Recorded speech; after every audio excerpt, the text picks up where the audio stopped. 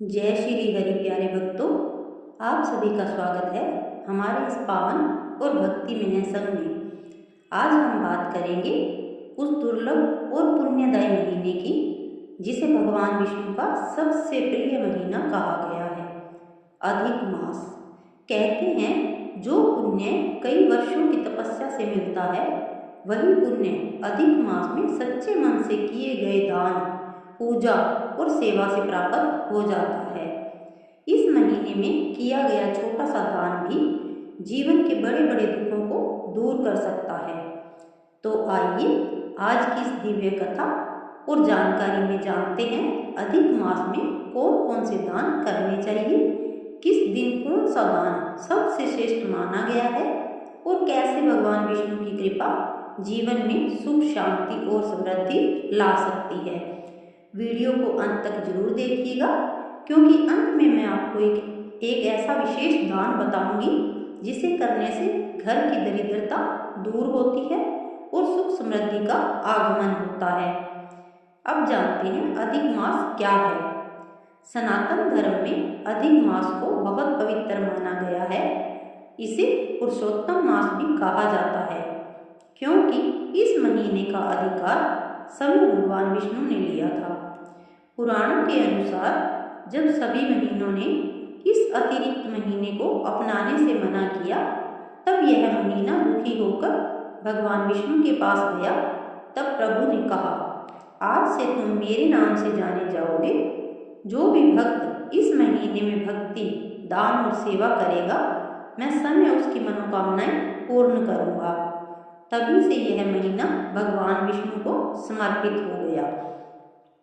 भक्तों, दान केवल वस्तु देने का नाम नहीं है।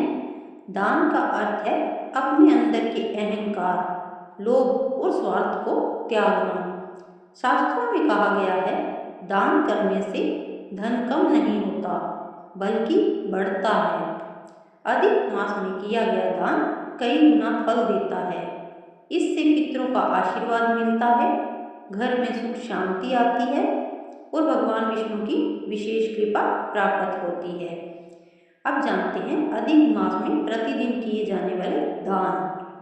पहला, अन्नदान। भूखे व्यक्ति को भोजन कराना सबसे बड़ा पुण्य माना गया है। यदि संभव हो तो प्रतिदिन किसी गरीब, जरूरतमंद या गौ माता को भोजन जरूर कराएं।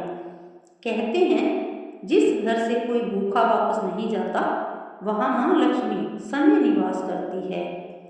दूसरा है जलदान। गर्मी के दिनों में प्यासे लोगों को पानी पिलाना बहुत बड़ा पुण्य देता है। आप घर के बाहर मिट्टी का घड़ा रख सकते हैं, पक्षियों के लिए पानी रख सकते हैं या राहगीरों को शीतल जल पिला सकते हैं। तीसरा है वस्त्रदान। गरीबों और जरूरतमंदों को साफ और अच्छे वस्त्र दान करें। विशेष रूप से सफेद या पीले वस्त्र भगवान विष्णु को प्रिय माने जाते हैं। चौथा है दीपदान। शाम के समय मंदिर में या तुलसी जी के पास घी का दीपक जलाएं। दीपदान से घर की नकारात्मक ऊर्जा दूर होती है और जीवन में प्रकाश आता है। पांचवा है दूध और फल का दान। गरीब बच्चों या साधु संतों को दूध, फल और मिठाई देना बहुत शुभ माना गया है। इससे भगवान विष्णु प्रसन्न होते हैं। छठा है गौ सेवा और गोदान। यदि संभव हो तो गाय को हरा चारा, गुड़ और रोटी खिलाएं। गौ सेवा करने से सभी देवी देवताओं का आशीर्वाद प्राप्त होता है। सातवां है धार्मिक पुस्तक दान। गीता, रामायण या विष्णु सहस्त्र नाम जैसी पवित्र पुस्तकें दान करना अत्यंत पुण्यदायक फल माना गया है। इससे ज्ञान का प्रकाश फैलता है। अब जानते हैं अधिक मास में क्या नहीं करना चाहिए। भक्तों, जितना जरूरी दान और पूजा है, उतना ही जरूरी कुछ बातों का ध्यान रखना भी है। किसी का अपमान न करें, झूठ और छल कपट से दूर रहें, क्रोध और कटुवाणी से बचें, मांस मदिरा का सेवन न करें, किसी गरीब या बुजुर्ग को दुख न दें। अधिक मास में मन, वचन और कर्म की शुद्धि बहुत जरूरी होती है। अब जानते हैं भगवान विष्णु की कृपा पाने का सबसे सरल उपाय। हर सुबह स्नान करके भगवान विष्णु के सामने घी का दीपक जलाएं और बोलें ओम नमो भगवते वासुदेवाय। इस मंत्र का 108 बार जप करें। मान्यता है कि इससे जीवन की बाधाएं दूर होती है और मन को शांति मिलती है।